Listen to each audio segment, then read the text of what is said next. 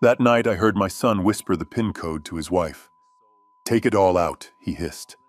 "There is over $100,000 on that card." I just lay there in the dark and smiled.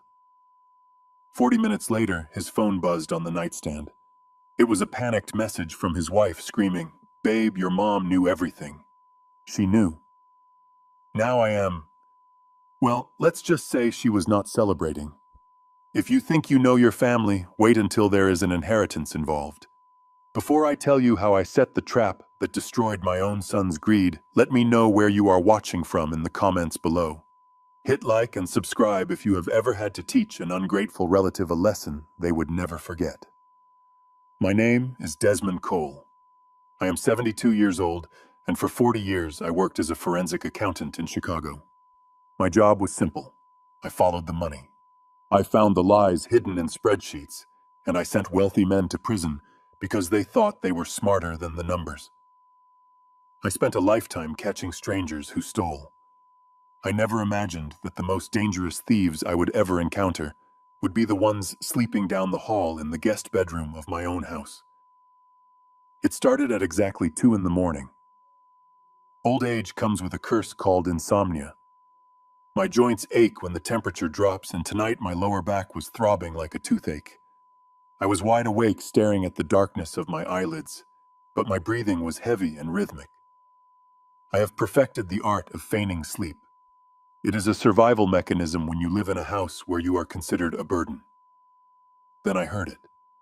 The sound was faint, but to my ears it sounded like a gunshot. The brass handle of my bedroom turned slowly.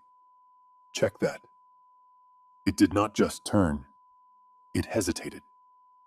Someone was testing the weight of the door, trying to silence the hinges. I knew instantly that this was not a checkup to see if I needed water. People who care about you knock. People who rob you creep. I kept my rhythm steady. In, out. A slight snore on the exhale. The door pushed open, and the air in my room changed. The sterile smell of my old age was instantly invaded by two distinct scents. First came the sharp, stinging odor of cheap tequila. That was my son, Brandon. He had been drinking since noon, trying to drown the reality of his failed crypto investments. Following him was a cloud of floral sweetness. Chanel No. 5. Too much of it. That was Tiffany, my daughter-in-law. She wore expensive perfume to mask the scent of her own desperation. They moved toward the bed. I could feel the heat of their bodies standing over me. "Do it quickly," Tiffany whispered. Her voice was tight, like a violin string about to snap. "He is asleep." I wanted to open my eyes. I wanted to sit up and ask them what they were doing in my room in the middle of the night. I wanted to be the father who protects his house, but the forensic accountant in me took over. You do not interrupt a crime in progress until you have all the evidence. You let the criminal dig their own grave. So I lay there. I let my jaw go slack. I let a little bit of drool escape the corner of my mouth. To them, I was just a senile old man, a carcass that had not finished dying yet. "He is definitely out," Brandon whispered back. His words were slurred. "Look at him. He is practically in a coma." I felt a shadow pass over my face. Then I felt the vibration on the floorboards as they moved to the oak nightstand beside my head. That nightstand was a gift from my late wife, Patricia. On it sat a glass of water, my reading glasses, and my leather wallet. The friction of leather against wood is a sound I will never forget. It was a soft, sliding noise. Brandon was taking my wallet. My heart hammered against my ribs so hard I was terrified they would hear it. This was the wallet where I kept the picture of Patricia. This was the wallet that held the credit card they had been eyeing for months. The Platinum Reserve card. Patricia and I had set up that account 3 years ago when she first got sick. It was supposed to be for emergencies, for medical bills, for the end-of-life care. But Patricia was smarter than me. She always was. 2 weeks before she died, she made me promise something. She held my hand, her grip surprisingly strong. For a woman who weighed less than 90 pounds and said, "Desmond, if the kids ever try to use this card without asking, do not stop them. Let them enter the pin. Promise me." I promised her. And now in the dark, I understood why. "Got it," Brandon hissed. "Okay, open it," Tiffany commanded. "Which one is it?" "The black one. The one with the silver chip." I heard the plastic snap as they pulled the card from its slot. "What is the PIN code?" Tiffany asked. Her voice was greedy, impatient. "I do not know," Brandon stammered. "Try his birthday." 081952. There was a silence.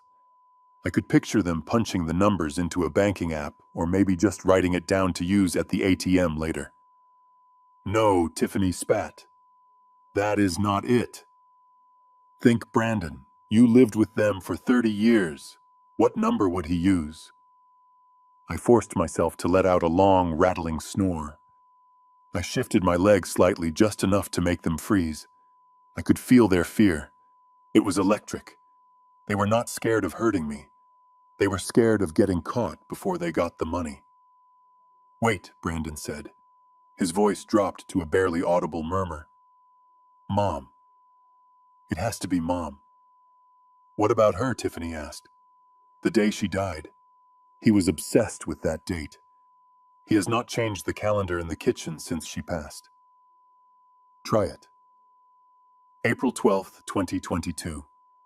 041222. My breath hitched in my throat. I could not help it. Hearing that date from his mouth felt like a physical blow.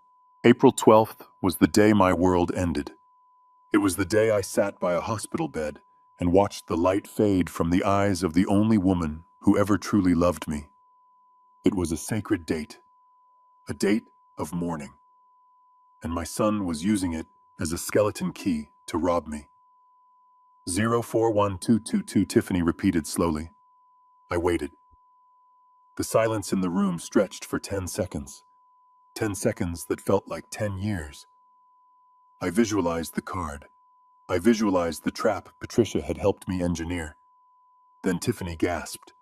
"Oh my God, Brandon. It worked. Look at the balance." "How much?" Brandon asked, his voice trembling. $158,000. Tiffany sounded like she was having a religious experience. "Babe, we are rich. We can pay off the loan sharks. We can book the Maldives. We can finally get out of this dump." "Take it," Brandon said. "Take it all." "Not yet," Tiffany whispered. "We need to go to the ATM. The daily limit for transfer is too low. We have to withdraw cash and then do the transfer. Get the keys." They moved away from the bed. I felt the wallet being placed back on the nightstand. But it was lighter now. The card was gone. "Let's go," Brandon said. "He won't wake up until noon. He is useless." The door clicked shut. The room returned to silence.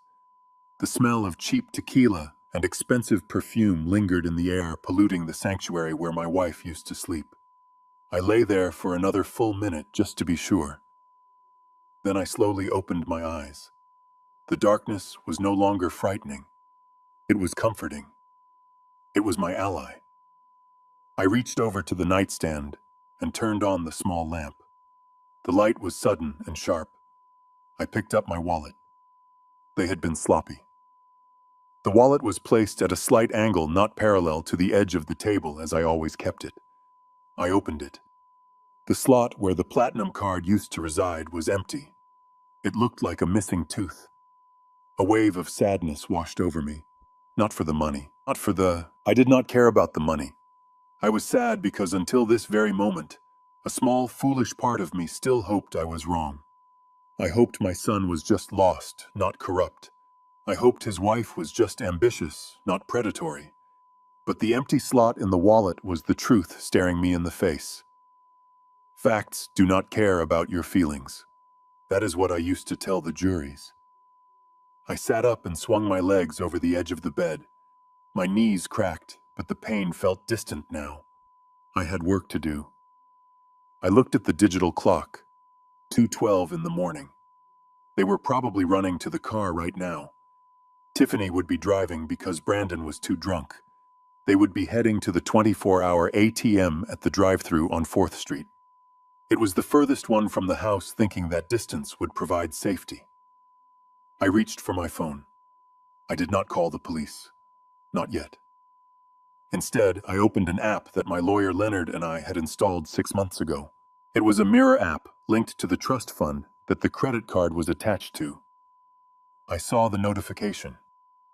Unusual activity detected. PIN entry successful.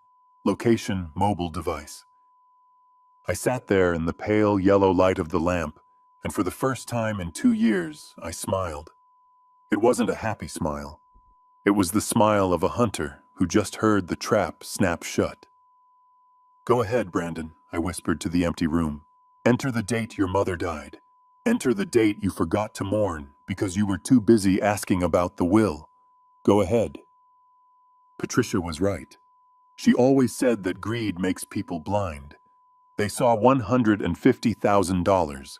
They did not see the digital tripwire that was wrapped around every single cent.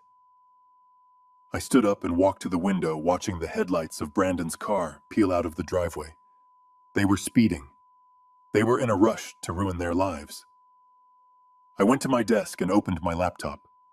It was time to initiate the Sunflower Protocol. That was the code name Patricia chose. She loved sunflowers. She said they always turned toward the light. But tonight, my son and his wife had chosen the darkness, and in the darkness, I was the king.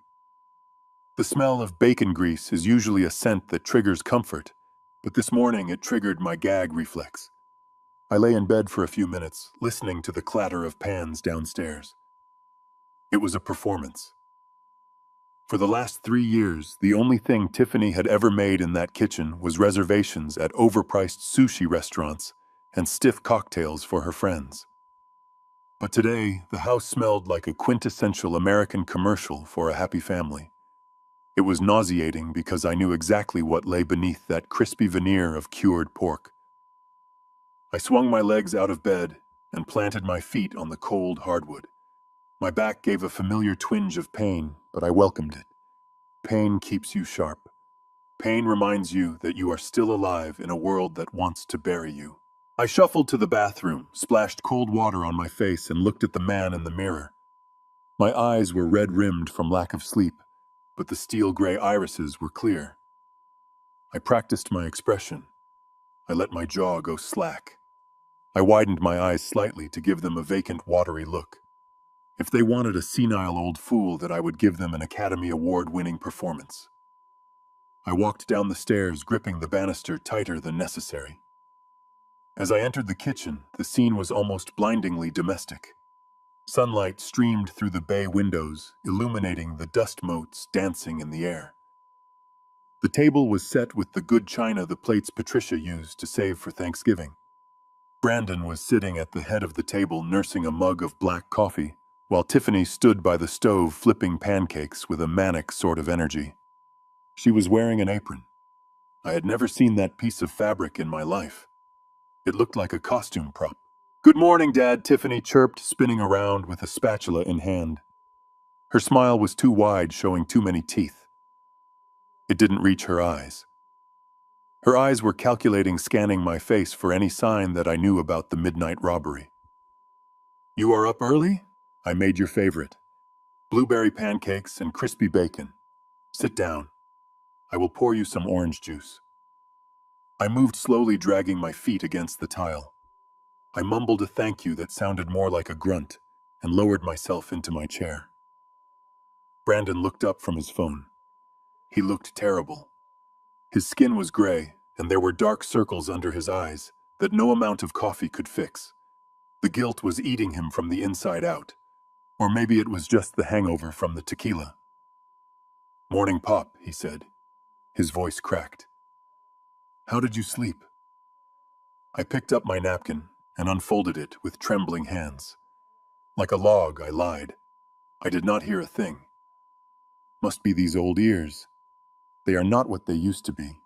I saw the tension leave Brandon's shoulders. He exhaled a long breath and took a sip of his coffee.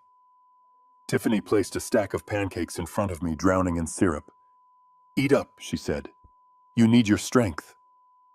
I cut into the pancakes.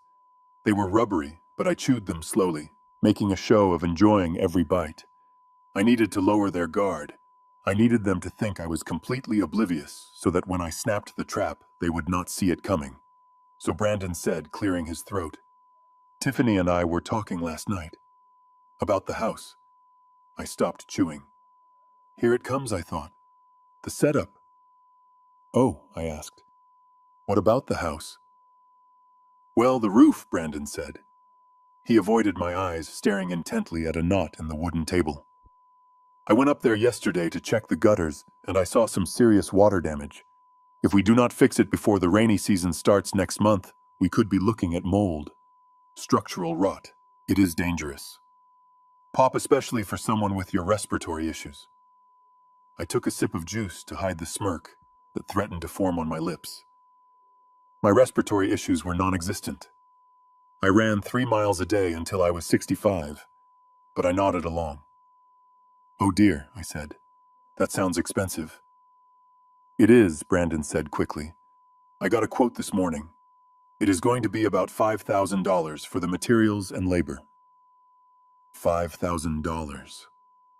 It was a pitiful amount compared to the $150,000 they had access to via the card they stole last night. But criminals are greedy and stupid. They wanted to milk the cow from both ends. They wanted the stolen money for their luxuries and my legitimate money for their cover stories. Or maybe they just needed cash immediately to pay off the vigorish on the loan shark debt before they could figure out how to liquidate the trust fund. "And that is not all," Tiffany chimed in. She leaned against the counter, crossing her arms. Her voice took on that sugary, persuasive tone she used when she wanted to manipulate someone. "I have been thinking, Dad. Since I am home all day taking care of things, I should really contribute more. I have this amazing opportunity to buy into a franchise, a boutique spa just downtown. The initial investment is low, but the returns are huge. It would secure our future." I looked from one to the other. The liar and the thief. My legacy. I let my fork slip from my fingers. It hit the porcelain plate with a loud clatter and bounced onto the floor. "Oops," I muttered, staring at my shaking hand. Clumsy. I am so clumsy lately. For a split second, the mask slipped. Tiffany rolled her eyes. It was a quick, involuntary spasm of annoyance before she plastered the smile back on. "Oh, do not worry, Dad," she said, her voice tight. "I will get it." She bent down to retrieve the fork. While she was out of sight, I looked straight at Brandon. He flinched. "5,000 for the roof," I said, my voice quavering. "And how much for the spa, Tiffany?" "10,000, she said, popping back up. "Just 10. $15,000. They were asking me to sign a check for $15,000 while they had my credit card in their pocket. It was almost impressive how shameless they were." I sighed, a long, rattling sound that seemed to come from the depths of my lungs. "You know, kids," I said, staring into my orange juice. "I have been feeling so tired lately. Keeping track of bills, calling the contractors, managing the accounts. It is all becoming too much for me. My memory is going. I forget where I put things." I paused. The room went silent. The only sound was the humming of the refrigerator. Maybe I continued looking up at them with wide, innocent eyes. "Maybe it is time I let you two handle the finances. You are young. You are smart. You know what is best." Brandon choked on his coffee. He coughed violently, pounding his chest. Tiffany's eyes widened, and for a moment, she looked like she had won the lottery. "You mean it?" she asked, breathless. "You want us to take over the accounts?" "Yes," I said. "Why not? Why should I worry about money at my age? I should just enjoy my pancakes." I patted the breast pocket of my cardigan. Then I patted my pants pocket. I frowned, my brow furrowed in confusion. "Wait," I said. "Speaking of money, where is my wallet?" The temperature in the room seemed to drop 10 degrees instantly. Brandon stopped coughing. He froze. Tiffany went perfectly still, the spatula dripping syrup onto the counter. "I had it last night," I said, my voice rising in panic. "I put it on the nightstand. I remember putting it right there next to your mother's picture." "Where is it? Did I lose it?" "Oh God, I am losing my mind." I stood up, knocking my chair back. I began to pat my pockets frantically, turning in a circle. "I need to find it. My cards are in there. My ID. I have to call the bank. I have to cancel everything right now." "No," Brandon shouted. He jumped up so fast his chair screeched against the floor. "No, Pop, do not call the bank." I stopped and looked at him. "Why not, son? If it is stolen, we have to stop the thief." "It is not stolen," he stammered. His face was pale and a bead of sweat rolled down his temple. I saw it." "You saw it?" I asked. "Yes. This morning, when I came in to check on you. It had fallen on the floor, under the bed. I put it in the drawer so you would not step on it." I stared at him. The lie was clumsy, improvised, and pathetic, but it was exactly what I wanted to hear. He had just admitted to being in my room. He had admitted to handling my property. "Oh, thank heavens," I said, sinking back into my chair and clutching my chest. I thought I had been robbed. "You are a good boy, Brandon. Always looking out for your old dad." Tiffany let out a breath that sounded like a deflating tire. She walked over and placed a hand on my shoulder. Her fingers felt like claws. "See, Dad," she said, "you really are getting forgetful. That is why you should let us handle the money. We will keep it safe. We will make sure everything is taken care of." I looked at her hand on my shoulder, then up into her predatory eyes. I reached up and patted her hand. "You are right, Tiffany," I said. "You are absolutely right. Go ahead. Take the money for the roof. Take the money for the spa. In fact, take the cards. Manage it all. I trust you." Her smile was genuine now. It was the smile of a wolf that had just been invited into the sheep pen. "Thank you, Dad," she whispered. "You won't regret this." I smiled back, a genuine smile, because I knew something she didn't. I knew that by taking control, they were not gaining freedom. They were signing a confession. "I will just finish my breakfast," I said, picking up my fork. "You two have a busy day ahead of you." As they walked out of the kitchen, whispering excitedly to each other, I cut another piece of pancake. It still tasted like rubber, but as I chewed, I savored the sweetness, not of the syrup, but of the justice that was coming. They thought they had just been handed the keys to the kingdom. They had no idea they had just locked themselves in the dungeon. And I held the only key. I walked up the stairs slowly. Every step was a heavy thud against the wood, echoing the heaviness in my chest. I made sure to hold on to the railing and pause halfway up, just in case they were watching from the hallway below. I had to maintain the illusion of frailty for just a little longer. But the moment I closed my bedroom door and turned the lock, the old man vanished. My posture straightened. My breathing shifted from the shallow gasps of a retiree to the steady, measured rhythm of an investigator entering a crime scene. I did not go to the window to look at the view. I went straight to the nightstand drawer. Brandon had told me the wallet was inside. He said he had put it there for safekeeping. To an untrained eye, the drawer looked normal. But I have spent 40 years training my eyes to see what others miss. I pulled a pair of latex gloves from a box I kept hidden behind my medical journals. It might seem excessive to wear gloves in one's own home, but I needed to be objective. I needed to treat this not as my personal property, but as evidence in a case against two people I once loved. I opened the drawer. The wallet was there just as he said. But it was wrong. I picked it up by the corner. The leather was warm. It should have been cold if it had been sitting in a drawer all morning. This meant it had been handled recently. Very recently. I carried it over to my desk, where the morning sun provided the unforgiving light I needed. I opened the wallet and looked at the slot for the Platinum Reserve card. It was back in its place, but it was inserted incorrectly. I have a system. I have always had a system. For 50 years, I have placed my credit cards with the magnetic strip facing inward towards the fold of the wallet to protect the data. It is a habit born of paranoia and professional caution. But this card was facing outward. The chip was exposed. To anyone else, this would be nothing, a meaningless detail. But in my line of work, a deviation from the pattern is the first sign of fraud. It was sloppy. It was the mark of an amateur who was in a rush, someone who did not respect the order of things. I pulled the card out and held it up to the light, tilting it back and forth.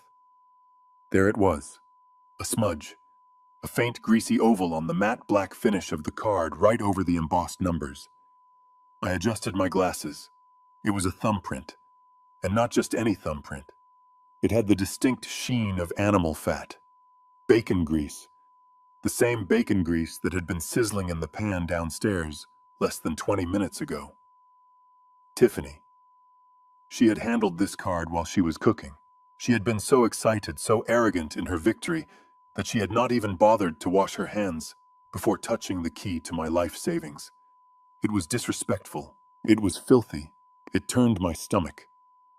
I placed the card down on the desk and reached for my phone. My hands were steady now. The tremor I had faked at the breakfast table was gone.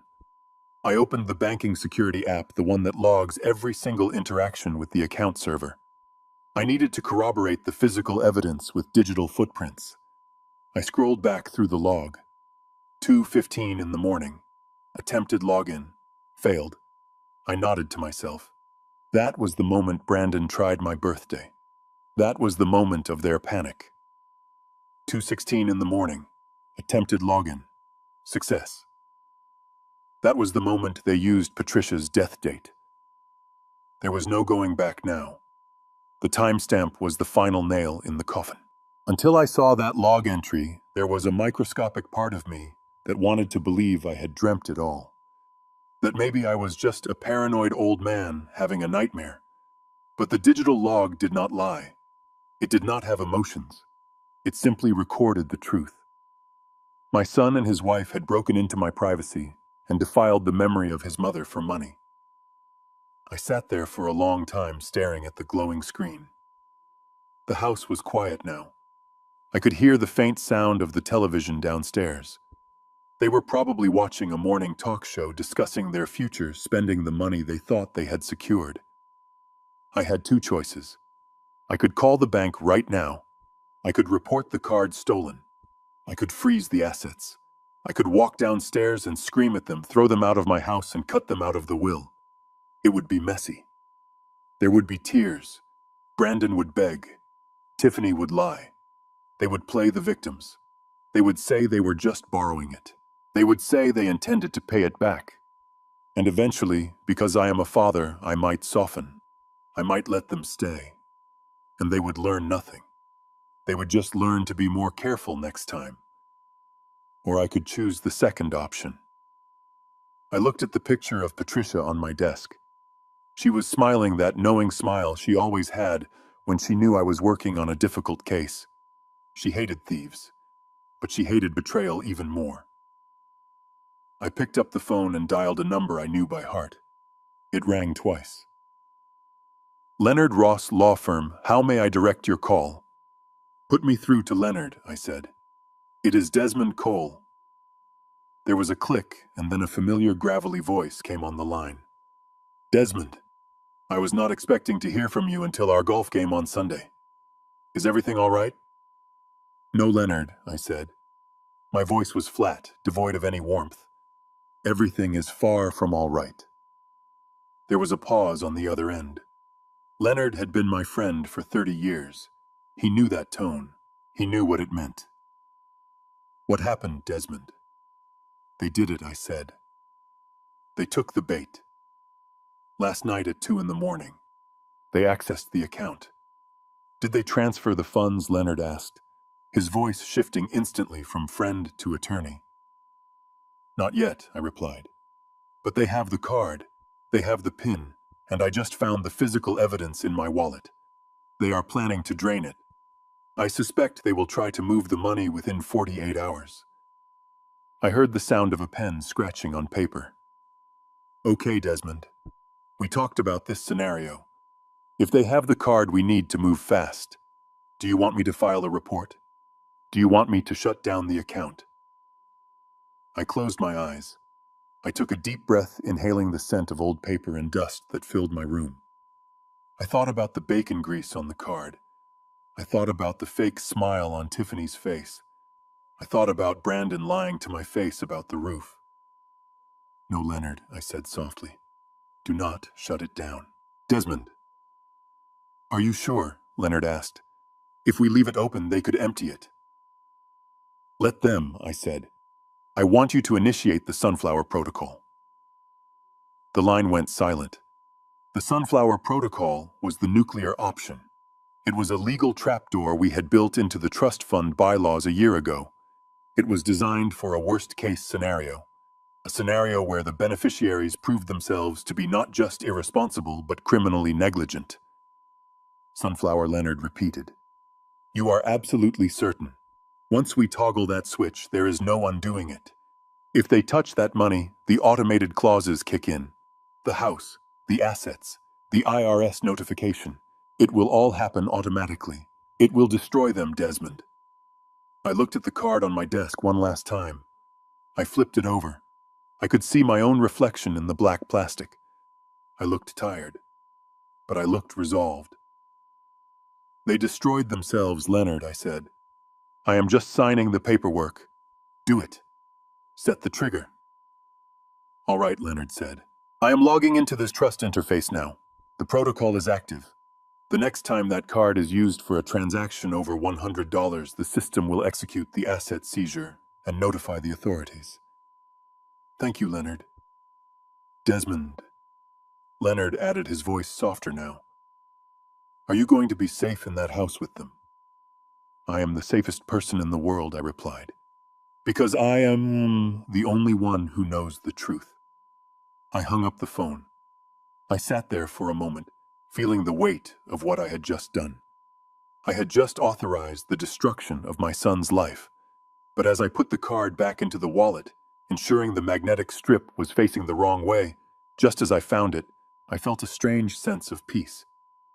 I was not a father anymore. I was a judge, and the trial had just begun. I stood up and walked to the door. I had to go back downstairs. I had to continue the performance. I had to be the doddering old fool for just a little while longer. I unlocked the door and stepped out into the hallway. "Hey, Dad!" Brandon called out from the bottom of the stairs. His voice was cheerful, too cheerful. "We were thinking of ordering pizza for dinner. To celebrate, letting us help you." I looked down at him. He was smiling up at me, oblivious to the fact that the sword of Damocles was hanging directly over his head, held up by a single strand of horsehair. "That sounds lovely, son," I called back, forcing a smile onto my face. "I love pizza." I started down the stairs, one step at a time, descending into the pit of vipers, knowing that I was the one bringing the venom.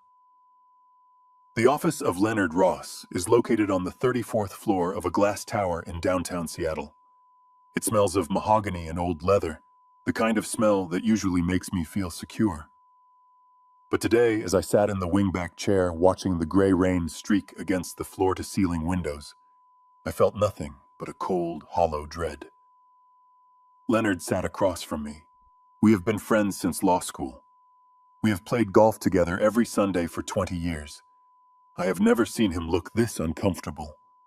He adjusted his tie. He shuffled the papers on his desk. He looked everywhere except at my eyes. "It is worse than we thought," Desmond Leonard said softly. His voice was heavy with the weight of bad news. I nodded. I did not need him to sugarcoat it. I spent my life looking at bad numbers. I know that numbers do not lie, only people do. "Show me," I said. Leonard slid a thick manila folder across the polished wood of the desk. It made a heavy thud that sounded like a coffin lid closing. I opened it. The first page was a credit report for my son Brandon. The numbers were bleeding red. I put on my glasses and began to read. My son was not just broke. He was underwater. He was drowning. He has a gambling problem, Leonard explained, pointing to a series of transactions. But not at a casino. It is cryptocurrency. He bought into 3 different coins that were essentially pump and dump schemes. He leveraged everything he had. He took out personal loans. He maxed out his credit cards. I looked at the total. $120,000. He lost $120,000 on internet magic beans, I said, my voice flat. And that is just the beginning, Leonard continued. He owes another $45,000 to credit card companies. The interest rates are predatory. He is paying the minimums by opening new cards to pay off the old ones. It is a house of cards, Desmond. One breath of wind and it all collapses. I turned the page. I saw the names of the creditors. Some of them were legitimate banks, but 2 of them were names I recognized from my days investigating money laundering. They were not banks. They were loan sharks operating under the guise of short-term lending agencies. These were the kind of people who did not send late notices in the mail.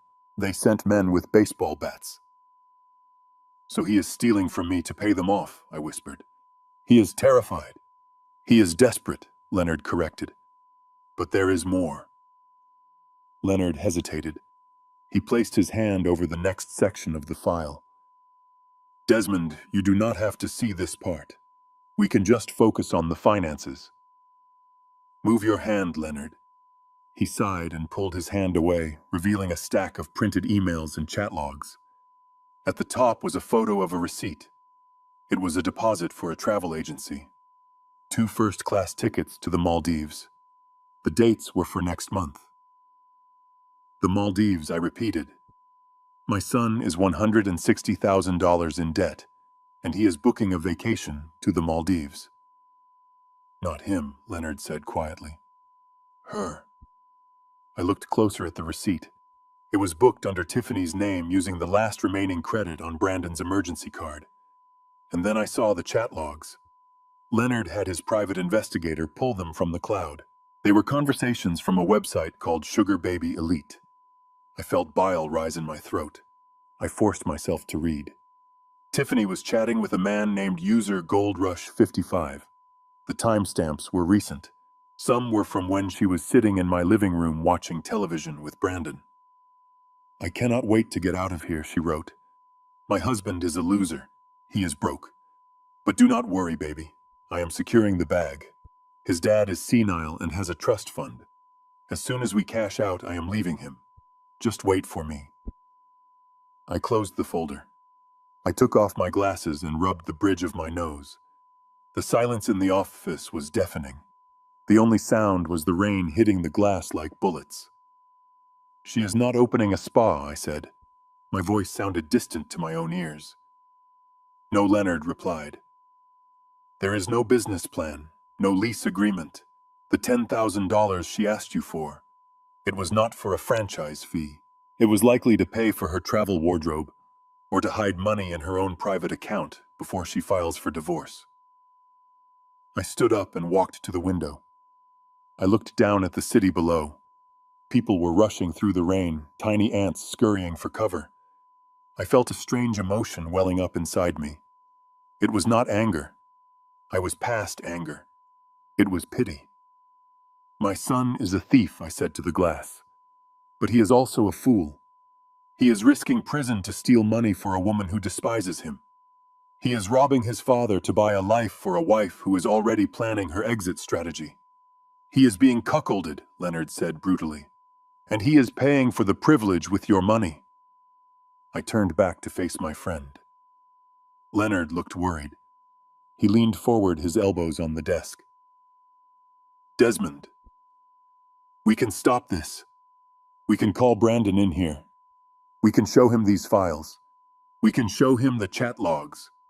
We can bail him out of the debt on the condition that he leaves her and goes to rehab for the gambling. We can save him. I stared at the folder. It would be so easy. I could write a check. I could clear the debt. I could hire the best divorce lawyers to crush Tiffany. I could save my son from the sharks and from the snake in his bed. That is what a father is supposed to do, right? Protect his child. But then I remembered the sound of his voice in the dark. Take it all. I remembered the lie about the roof. I remembered him handing me the pancakes, knowing he had just violated my trust and my privacy. If I save him now, I said slowly, I am not helping him. I am enabling him. If I pay off his debts, he will never learn the value of $1. If I show him the truth about Tiffany, he will not believe me. He will think I am meddling. He will resent me. He has to see it for himself. But the sharks, Leonard warned. They are dangerous. Let them come, I said. Let him feel the fear. Let him see who stands by him when the money runs out. I walked back to the desk and placed my hand on the folder. Do not intervene, Leonard. Stick to the plan. The sunflower protocol stays active. Leonard nodded slowly. He looked sad, but he understood. You are teaching him a hard lesson, Desmond. Experience is a hard teacher, I replied, picking up my coat. She gives the test first and the lesson afterwards. My son needs to fail this test so he can survive the rest of his life.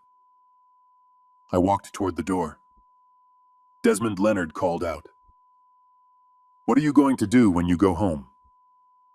I am going to eat pizza, I said, and I am going to ask them how the spa business is going. I left the office and stepped into the elevator. As the numbers counted down, taking me back to the street level, I felt a cold resolve harden in my chest. The man who walked into that office was a worried father.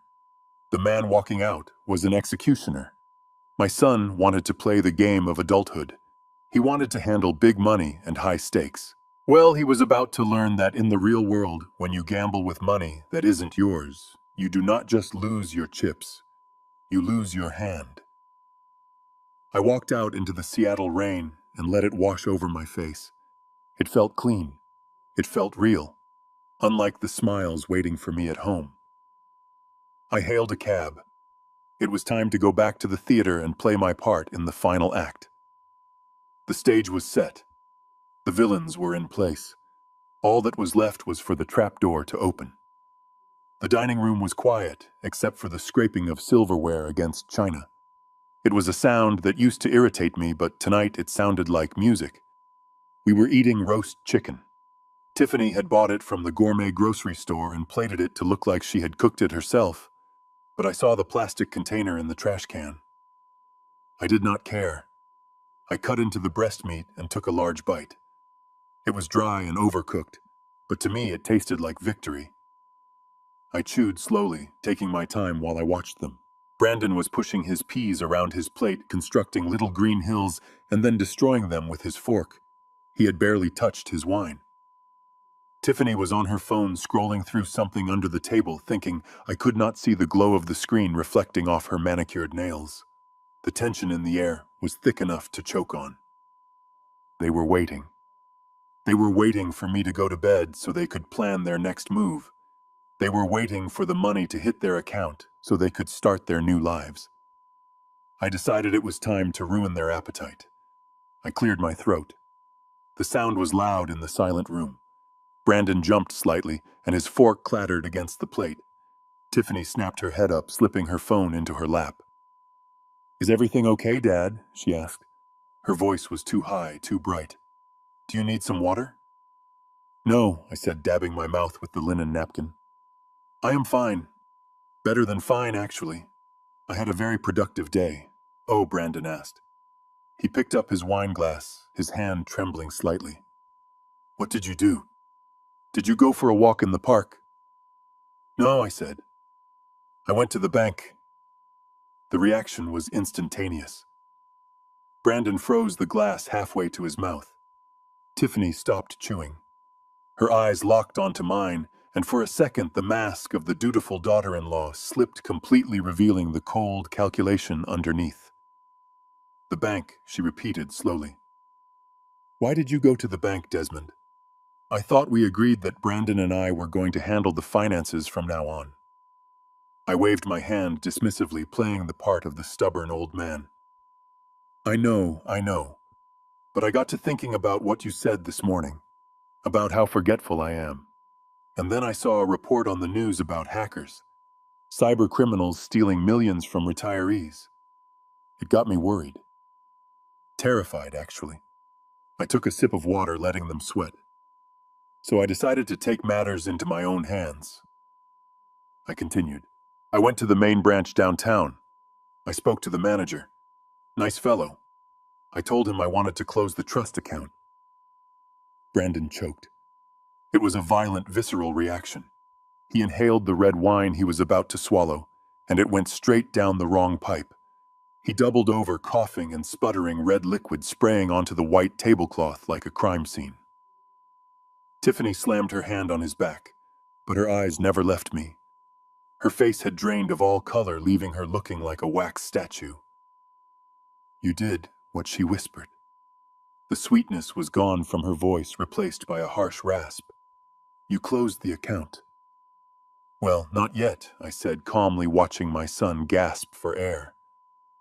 Are you all right, Brandon? You really should be more careful. He waved me off his face, turning a deep shade of purple. He took a gulp of water and looked at me with sheer terror. Dad, please tell me you did not withdraw the money. Please tell me the money is still there. For now, I said. The relief that washed over them was palpable, but I wasn't done.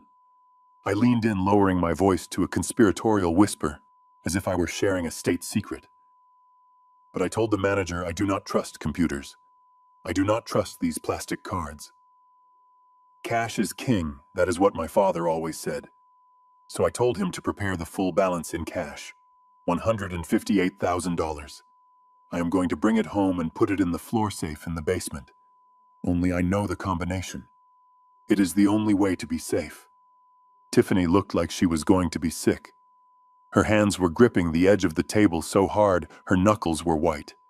If I moved the money to cash and put it in a safe, they could not open the credit card they had stolen. Would be a worthless piece of plastic. Their ticket to the Maldives and their escape from the loan sharks would vanish. But these banks... I continued, shaking my head in frustration. They are so bureaucratic. Do you know what they told me? What Brandon wheezed. What did they tell you? They said they need 48 hours to gather that much cash, I said. Security protocols, they called it. They have to order it from the Federal Reserve. Can you believe that? My own money and I have to wait 2 days to touch it. I saw the look that passed between them. It was a look of pure panic, but also of understanding. I had just given them a deadline. 48 hours, Tiffany said softly. Yes, I replied.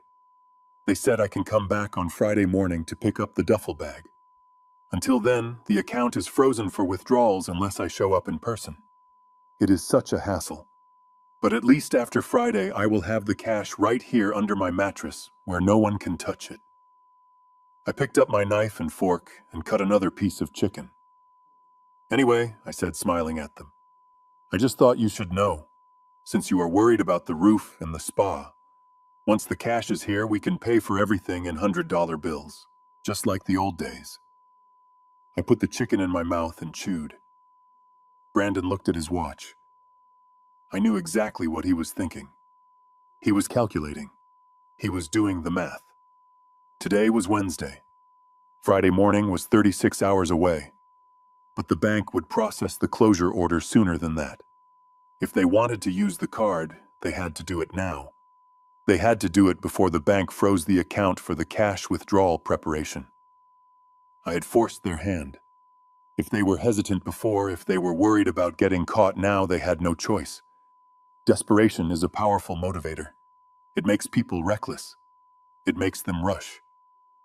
And when people rush, they make mistakes. I am not very hungry, Tiffany said, abruptly pushing her plate away. I have a headache. I think I am going to go lie down. Me too, Brandon said, standing up. His legs were shaky. I need to make some calls. About the roof. Of course, I said. Go rest. You two work so hard. I watched them leave the dining room. They did not go upstairs to the bedroom. I saw them turn towards the den, where they thought they could whisper without being heard. I sat alone at the large table surrounded by the remnants of a family dinner that never really existed. I poured myself a glass of the wine Brandon had left behind. It was an expensive vintage one I had bought for my anniversary 5 years ago. They had opened it without asking. I took a sip. It was excellent. The clock was ticking. I had given them a 48-hour window, but I knew they wouldn't wait that long. The loan sharks were closing in, and now the bank was closing in. They felt the walls of the maze shrinking around them. They would strike tonight or tomorrow morning at the latest. I finished my wine and stood up. I began to clear the table. I washed the dishes by hand, scrubbing the plates until they squeaked. I wanted everything to be clean. I wanted the house to be in perfect order, because soon the storm was going to break, and when it did, I wanted to be standing on firm ground. I dried my hands and walked to the hallway. I could hear their muffled voices coming from the den. They were arguing. "We have to do it tonight," Tiffany hissed. "We cannot," Brandon argued. "He said the account is flagged for the withdrawal." "Only for cash, idiot," she snapped. "The electronic transfer will still work until the manager locks it. We have to go now. We have to hit the limit." I smiled. They were doing exactly what I predicted.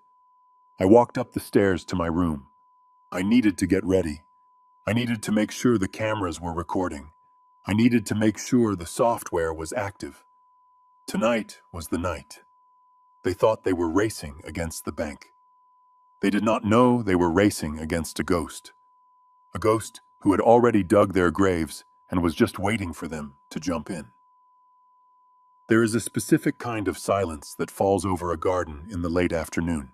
It is a heavy golden silence where the only sounds are the buzzing of bees and the rhythmic snip of my pruning shears. I was out in the front yard tending to Patricia's prize-winning rose bushes.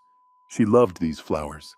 She used to say that they were the perfect metaphor for life, because you cannot have the beauty of the bloom without the danger of the thorns. I was carefully cutting away the dead wood, trying to shape the chaotic growth into something manageable, which I suppose was exactly what I was trying to do with my family. I was on my knees, hidden partially by the large hydrangea bush near the driveway, when I heard it. It wasn't the sound of a neighbor returning from work. It was the low, aggressive rumble of a modified engine. A matte black sedan with tinted windows rolled slowly down our quiet suburban street. It looked like a shark swimming in a koi pond. It did not belong here among the minivans and the manicured lawns. The car slowed to a crawl as it approached my driveway. I froze. My instincts, honed from years of investigating organized crime, told me to stay low. I watched through the gaps in the leaves. Brandon was standing by the garage door. He had his phone to his ear, and he was pacing back and forth, looking agitated. He did not see the car until it was right in front of him. The rear window of the sedan rolled down. A thick arm covered in ink hung out of the window. I could not see the face inside, but I saw the hand. It was holding a rock wrapped in white paper and secured with a rubber band. Brandon stopped pacing. He lowered his phone. He looked like a deer staring into the headlights of a semi-truck.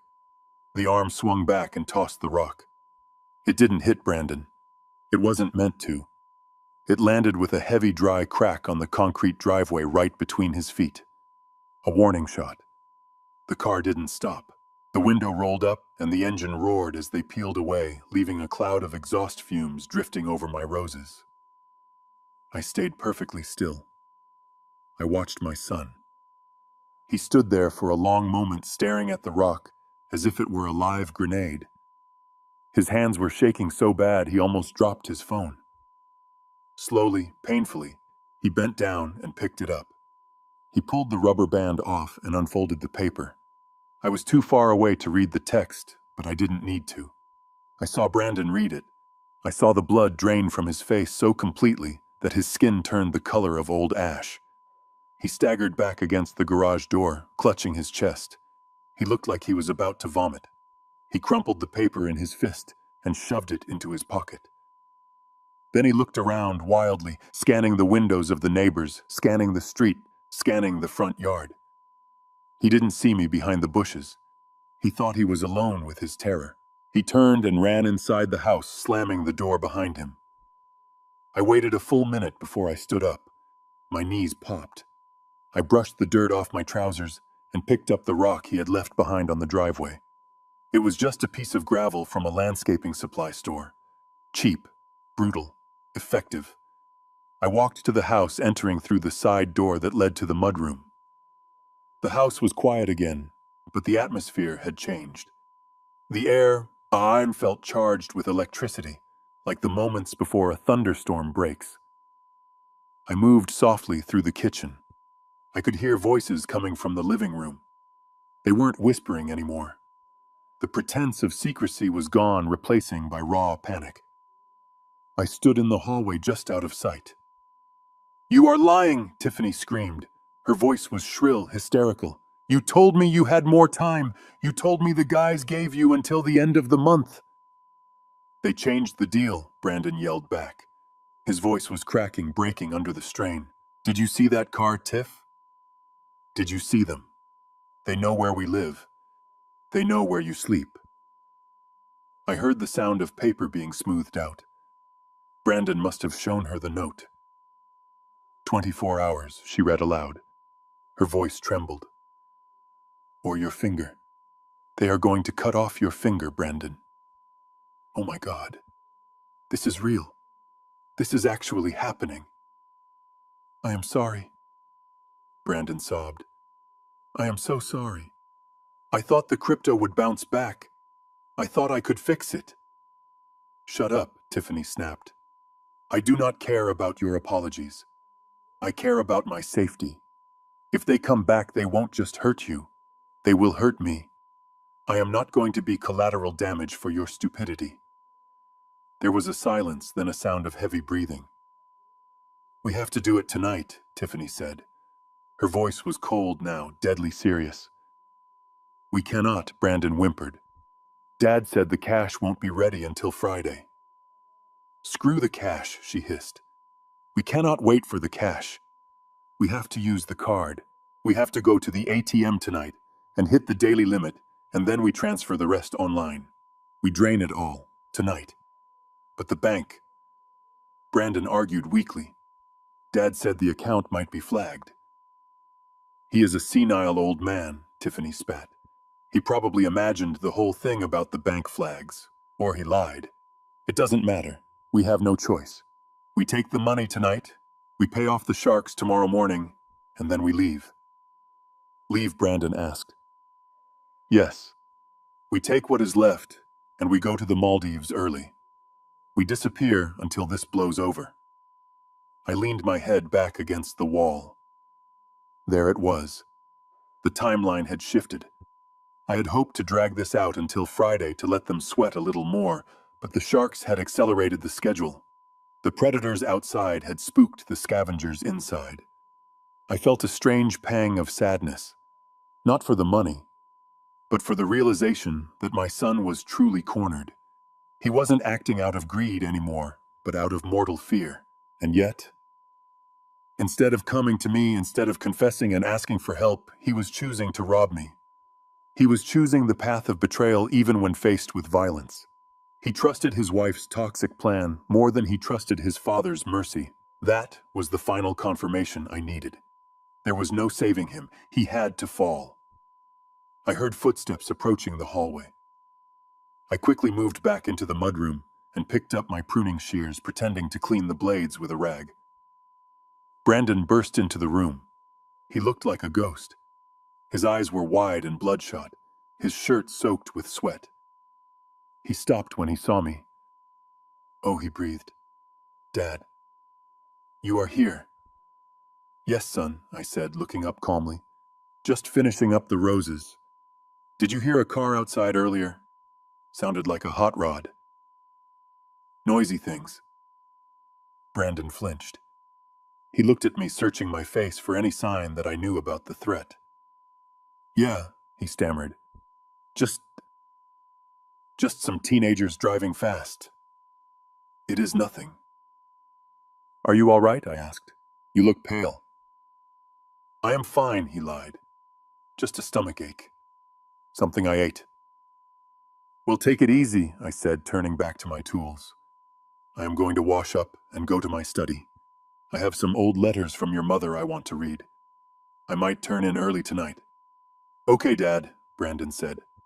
His voice was eager. Yeah, you should rest. Get a good night's sleep. He wanted me out of the way. He wanted the house to be dark. I watched him hurry back to the living room to report to his commander. I placed the shears on the shelf. Tonight was the night. They were going to make their move, and I had to be ready. I had to ensure the cameras were rolling. I had to ensure the software was live.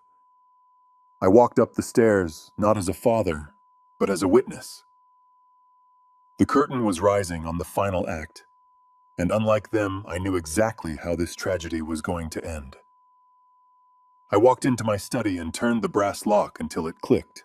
This room was the only sanctuary left in the house, the only territory Tiffany had not colonized with her scented candles and beige throw pillows.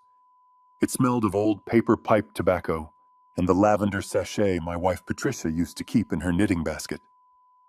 I inhaled deeply, letting the scent fill my lungs. This was not just an office. It was a command center. For 40 years, I sat at this mahogany desk, dismantling corporate empires and exposing white-collar criminals. Today, I was about to dismantle something much smaller, but infinitely more painful. I sat down in my leather chair, the leather groaning under my weight like an old friend greeting me. I opened my laptop. It was not the consumer-grade tablet I used to play Sudoku in the living room. This was my work machine, a beast of a computer, encrypted with military-grade security. I plugged in the hard drive I kept in the false bottom of my humidor. The screen flickered to life. I navigated to the banking surveillance software I had installed weeks ago. It was a mirrored system linked directly to the trust fund's backend. On the screen, I could see everything in real time. I saw the balance sitting there, innocent and vulnerable, $158,042. I saw the authorized user list, and I saw the trigger protocols glowing in green text. Sunflower protocol active. Status standing by. I typed in a command string that would override the bank's standard fraud alerts for the first attempt. This was crucial. Usually, if a card is used for a massive transaction at midnight, the bank blocks it immediately to protect the customer. But I did not want them blocked. I wanted them to succeed.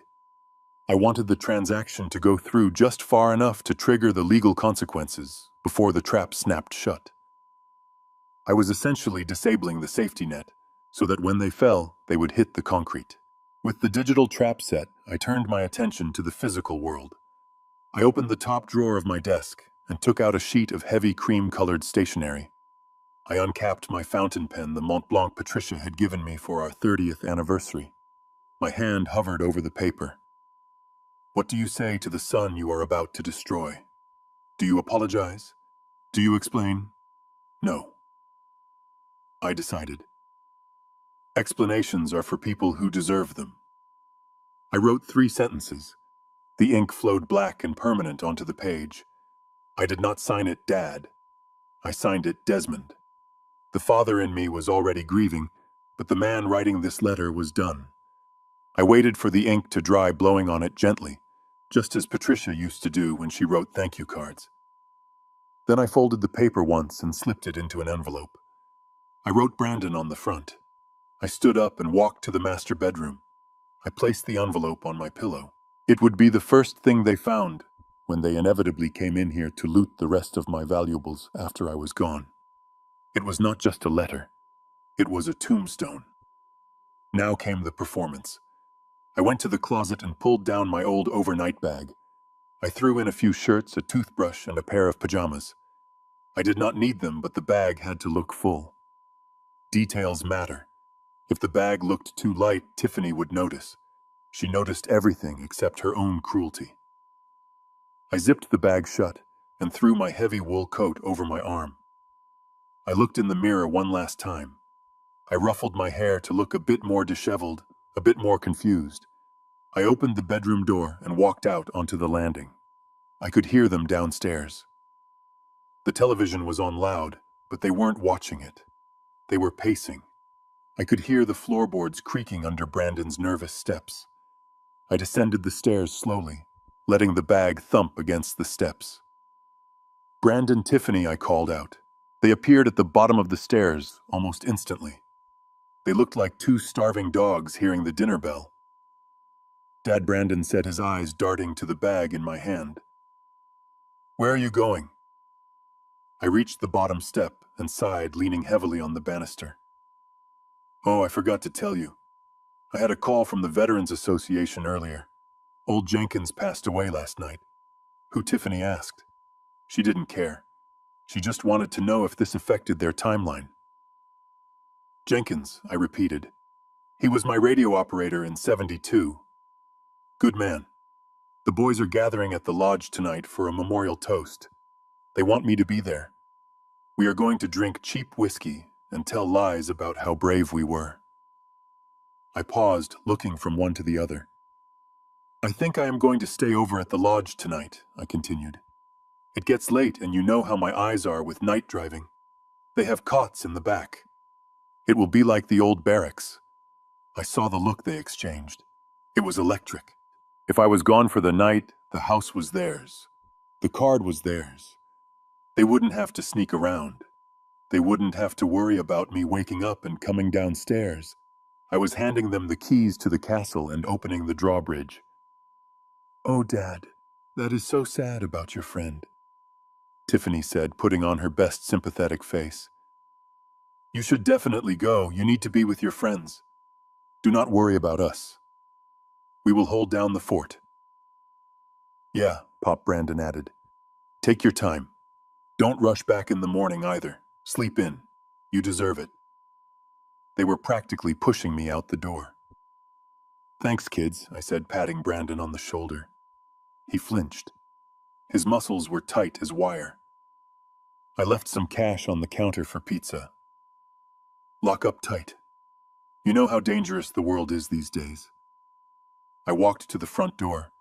I put on my coat, fumbling with the buttons just enough to sell the act of frailty. I picked up my bag. "Good night," I said. "Good night, Dad," they chorused. I stepped out into the cool evening air and closed the door behind me. I listened. I heard the lock click. And then less than 2 seconds later, I heard a whoop of joy from inside the house. It was muffled, but distinct. It was the sound of a high five. I walked to my car, a sensible beige sedan that blended into the pavement. I put the bag in the passenger seat. I started the engine and backed out of the driveway slowly. I saw the curtains in the living room twitch. They were watching me leave, making sure I was really gone. I drove down the street, keeping my speed steady. I turned the corner and kept driving until I was 3 blocks away. I pulled into the empty parking lot of the community park. It was dark here. Perfect. I killed the engine. The silence rushed back in, filling the car. I was not going to the Veterans Lodge. Jenkins had been dead for 10 years. I was going nowhere. I reached over and opened the laptop again. The screen glowed blue in the dark cabin of the car, illuminating my face. I connected to the house security system. The camera feed from the living room popped up. There they were. Brandon was hugging Tiffany. He was laughing a manic, desperate laugh. Tiffany was already pulling on her coat. She was holding my wallet. She was waving it in the air like a trophy. I watched them on the screen like a director watching a movie he had written.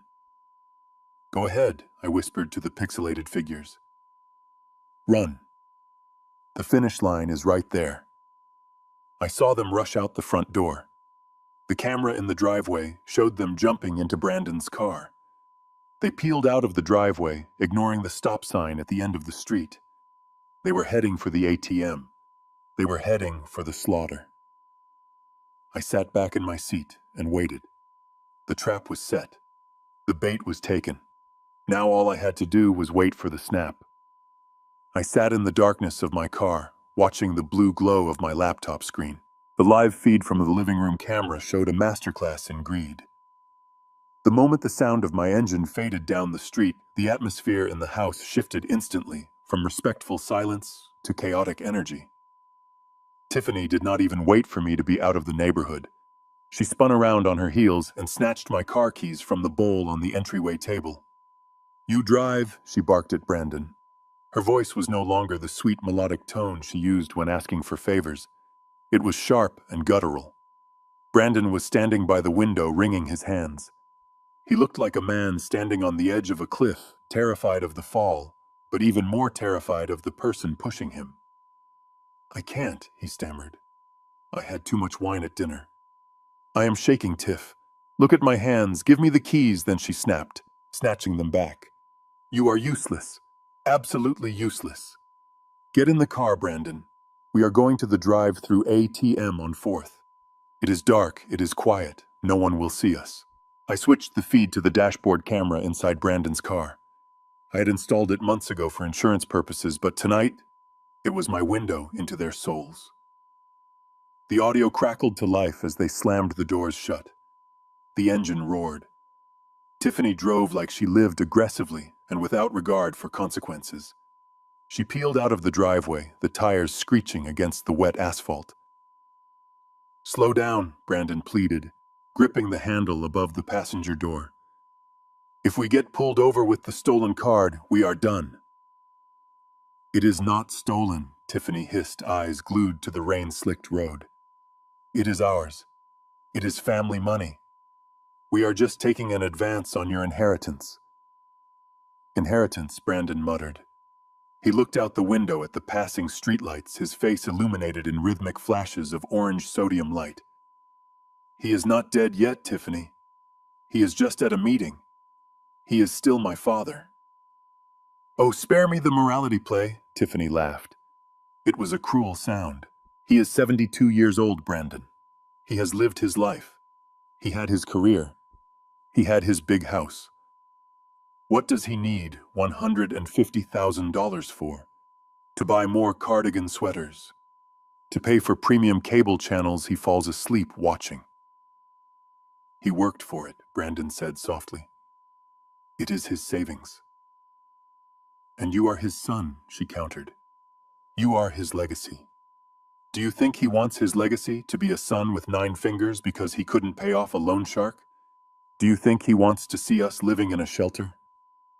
We are doing him a favor, Brandon. We are saving him the heartbreak of seeing you fail. Again." I listened to her twist the logic.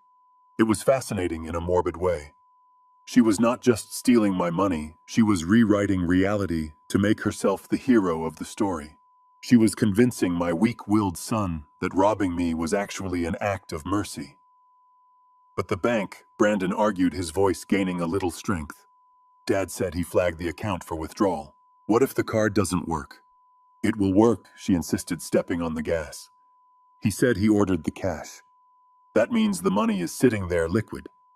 The electronic transfer limits might be tricky, but the ATM withdrawal will trigger a different system. We pull the daily maximum, which is 3,000. Then we use the mobile app to transfer the rest to the offshore crypto wallet you set up. Once it is in crypto, it is gone. Untraceable. By the time the bank opens on Friday, we will be on a beach in the Maldives, and he will be crying to the FDIC." I shook my head in the dark. She was confident. She thought she understood how the banking system worked. She thought she was smarter than the forensic accountant who wrote the book on tracing hidden assets. The car swerved around a corner. The rain was coming down harder now, drumming against the roof of their car and mine. "I feel sick," Brandon said, clutching his stomach. "This feels wrong, Tiff. Maybe we should just tell him. Maybe if we told him about the sharks, he would help us."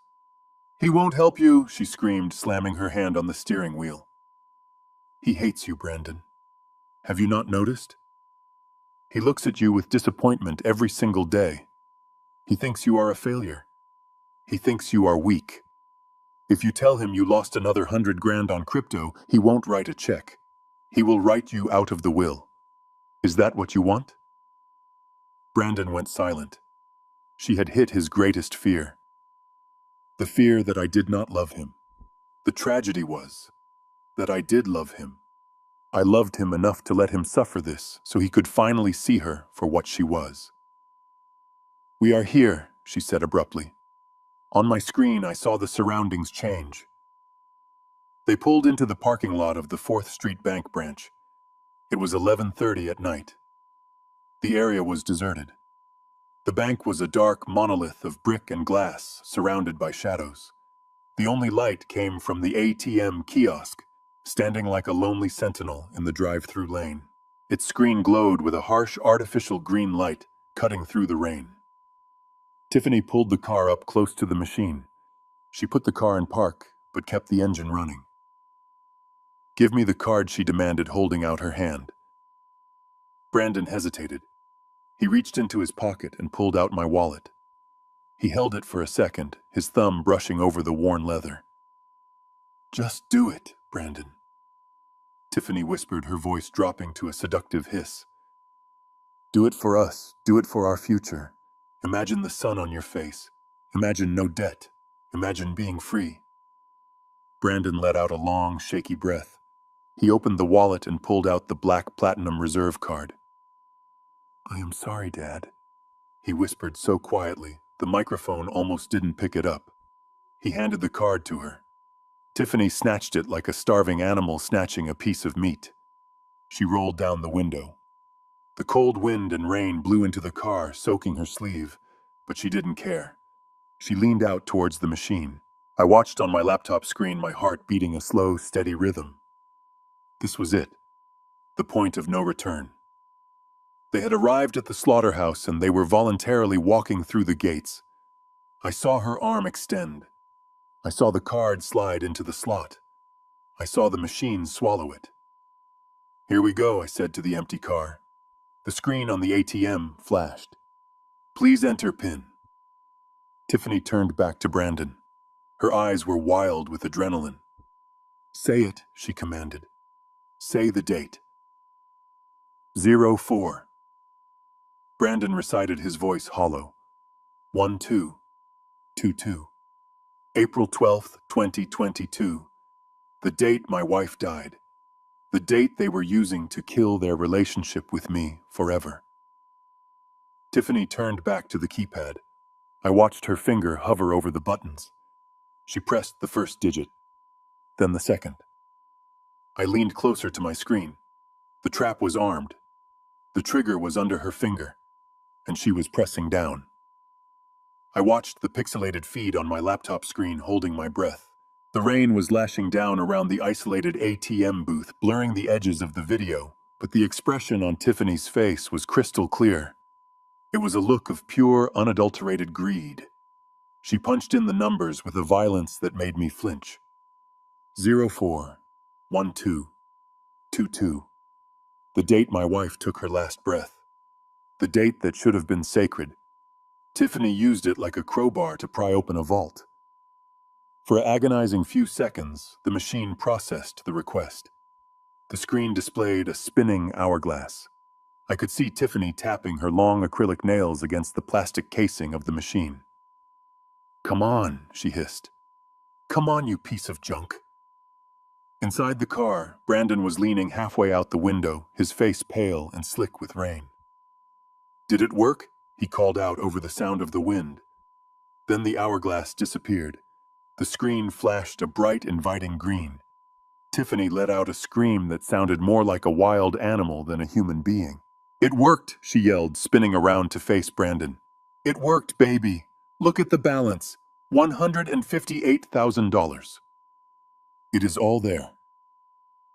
Every single cent." Brandon slumped back in his seat, covering his face with his hands. I could see his shoulders shaking. It was relief. Pathetic, desperate relief. He thought he was saved. He thought the nightmare was over. He had no idea that the real nightmare was just beginning. Tiffany turned back to the screen. She was vibrating with adrenaline. She didn't just want the money, she wanted to drain the life out of me. She pressed the button for withdrawal. I am taking the 2,000 cash limit first, she shouted over her shoulder, just to have walking around money. Then I am transferring the rest. Goodbye, debt. Goodbye, old man. I watched her finger hover over the keypad. She selected the amount. $2,000. Then she hit confirm. The machine whirred. It was the mechanical sound of rollers moving cash, the sound of gears turning. To Tiffany, it must have sounded like a symphony. She held her purse open, ready to catch the bills. She was smiling so wide it looked painful. But then the whirring stopped. It didn't slow down. It didn't finish with the satisfying click of the dispenser opening. It just cut out. Dead silence. Tiffany frowned. She slapped the side of the machine. What the hell, she muttered. Give me my money. Then the screen changed. The inviting green light vanished, instantly replaced by a stark, angry crimson red. It was a color that cut through the rainy night like a warning flare. The text, that appeared on the screen was not the usual technical error message. It was not telling her to contact her bank. It was a message I had drafted with Leonard specifically for this moment. The letters were bold and black against the red background. Security alert. Unauthorized access detected. Sunflower protocol initiated. Tiffany stared at it. She blinked. She didn't understand. She pressed the cancel button. Nothing happened. She pressed the clear button. Nothing happened. What is going on? Brandon yelled from the car. Tiff, why do you not have the cash? It is frozen, she screamed, panic rising in her voice. The screen went red. It says Sunflower Protocol. What the hell is a Sunflower Protocol? She reached for the card slot. Give me the card back, she yelled at the machine, clawing at the plastic lip. Give it back. The machine did not give it back. Inside the mechanism, I heard a distinct mechanical crunch. It was the internal shredder engaging. The bank's security system, recognizing a flagged stolen card, had just destroyed the chip. No, Tiffany shrieked. No, no, no. Suddenly, the screen changed again. The red background remained, but new text scrolled across it. Access to trust, assets revoked. Geolocation logged. Identity confirmed. Law enforcement notified. Tiffany stumbled back from the machine as if it had burned her. She looked at the camera lens built into the ATM console. For a second, she looked right at me, right through the digital feed. She looked terrified. Brandon, she screamed, running back to the car. It ate the card. It knows. It knows who we are. She dove into the driver's seat, slamming the door so hard the car shook. Drive, Brandon yelled. Just drive. But before she could put the car in gear, a sound filled the small cabin of their vehicle. It was a sound loud enough that I could hear it through the dashboard camera microphone. Ting, ting, ting. It was Brandon's phone. He pulled it out of his pocket, his hands shaking so violently he almost dropped it. The screen lit up his face in a ghostly white glow. Is it the transfer? Tiffany asked, breathless. Did the transfer go through before the machine locked up? Brandon didn't answer. He stared at the screen, his mouth opening and closing like a fish out of water. What is it? Brandon Tiffany demanded, grabbing his arm. Tell me we got the money. It is not the bank, Brandon whispered. His voice was barely a squeak. It is an email. From Dad's lawyer. Leonard. Read it, Tiffany commanded. Brandon swallowed hard. He read the subject line aloud. Notification of eviction and asset seizure. There was a silence in the car that was heavier than the grave. He opened the email. Mr. Cole Brandon read, tears starting to stream down his face. This automated message confirms that an attempt was made to access the Patricia Cole Memorial Trust using a compromised credential. Per the terms of the trust, which you triggered by entering the specific distress code, PM. The following actions have been executed immediately. 1. The residential property at 42 Oak Lane is now the legal property of the Veterans Charity Foundation. You have 24 hours to vacate the premises. Brandon stopped. He couldn't breathe. Keep reading, Tiffany whispered. Her voice was trembling. Two, he continued, choking on the words. A forensic audit of your personal finances has been automatically forwarded to the IRS and the State District Attorney regarding the misuse of senior funds. 3. The $150,000 remains secure and inaccessible. Brandon dropped the phone. It fell into the center console with a dull thud. He knew everything Brandon said, staring out at the rain. He knew the whole time. The bank visit, the cash withdrawal story. It was all a lie. It was a trap, Tiff, and we walked right into it. Tiffany didn't scream this time. She didn't rage. She just sat there, gripping the steering wheel, her knuckles white. She stared at the red glow of the ATM screen in the rearview mirror. The red light bathed them in the color of their guilt. He cannot do this, she whispered. He is my father-in-law. He cannot just make us homeless. He just did, Brandon said, and he did it without even leaving his chair. I watched them from my car parked 3 blocks away. I closed the laptop. The show was over. The trap had sprung. The mouse was caught. But there was no satisfaction in it, only a deep, hollow ache. I had saved my fortune, but I had lost my son. I started my car. The engine purred to life. I had to go back to the house. I had to meet them there. The final confrontation was waiting, and this time I wouldn't be playing the part of the senile old man. I would be playing the judge. The blue light from the smartphone screen was the only thing illuminating the interior of the car. It cast a ghostly pallor over Brandon's face, making him look like a corpse that had just been startled awake. His thumb hovered over the attachment icon. It was a video file simply labeled, "For my son." He did not want to press it. His hand was trembling so violently that the phone was vibrating against the center console, but he knew he had no choice. He had to know. He had to see the final mechanism of the trap we had built for him. He tapped the screen. The video player opened. There was a moment of buffering, a spinning white circle that felt like a countdown to an execution. Then the image resolved. It was not a lawyer in a suit. It was not me. It was Patricia. I watched the recognition hit Brandon like a physical blow. He made a sound, a low, strangled whimper that got caught in his throat. The video had been recorded 2 years ago in the guest bedroom we had converted into a hospice suite during her final weeks. She was sitting in her favorite armchair, wrapped in a thick wool blanket. Her face was gaunt, the cheekbones protruding sharply beneath skin that looked as fragile as parchment. She had lost her hair from the chemotherapy and was wearing a soft silk scarf around her head. But her eyes were the same. They were fierce, intelligent, and currently burning with a mixture of love and disappointment that transcended the grave.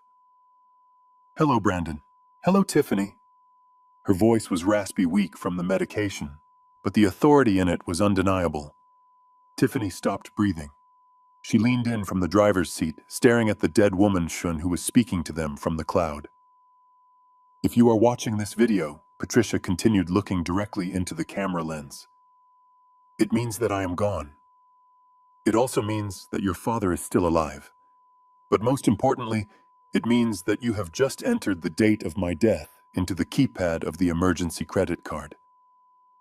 On the screen, Patricia paused to cough. She took a sip of water from a cup with a straw. It was a painful human moment that made the judgment feel even more real. "I asked your father to set up this system," she said, wiping her mouth. "I begged him. He did not want to do it. He wanted to believe that you would never sink this low. He wanted to believe that his son was a man of honor, and that his daughter-in-law was a woman of integrity. But I am a mother, Brandon, and a mother knows her child's weaknesses better than anyone. I knew that when the going got tough, you would look for the easy way out. And I knew that you, Tiffany, would be the one pointing the way. In the car, Tiffany flinched as if Patricia had reached out of the screen and slapped her. "You thought that PIN code was a key," Patricia said, her voice gaining strength. "You thought it was the combination to a vault. But it was not. It was a test. A test of character. And I am so incredibly sorry to say that by seeing this video, you have failed that test." Brandon was crying now. Silent tears were streaming down his face, dripping onto his expensive leather jacket. He touched the screen, caressing his mother's image with his thumb. "Mom," he whispered. "Mom, I am sorry." The Patricia in the video shook her head slowly, as if answering him. "The money you tried to take is gone," she said. "It has been secured by the bank.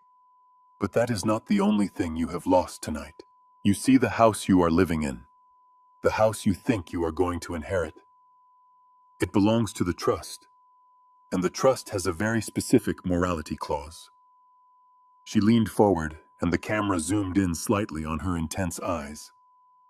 Clause 7B, she recited from memory.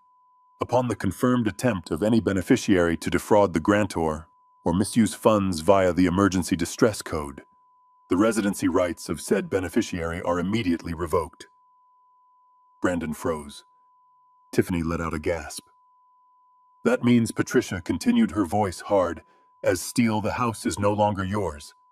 As of the moment you pressed enter on that keypad, the deed to the property at 42 Oak Lane was automatically transferred to the Veterans Charity Foundation.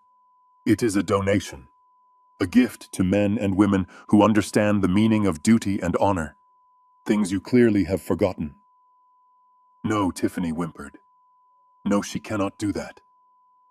That is our house." "You have 1 hour," Patricia said. 1 hour from the timestamp of the transaction, before the smart locks on the doors engage and the security codes are wiped. Get your things. Take what you can carry, and then leave. Do not come back. Do not bother your father. He has endured enough." Patricia sat back in the chair. Her energy was fading. She looked tired. So incredibly tired.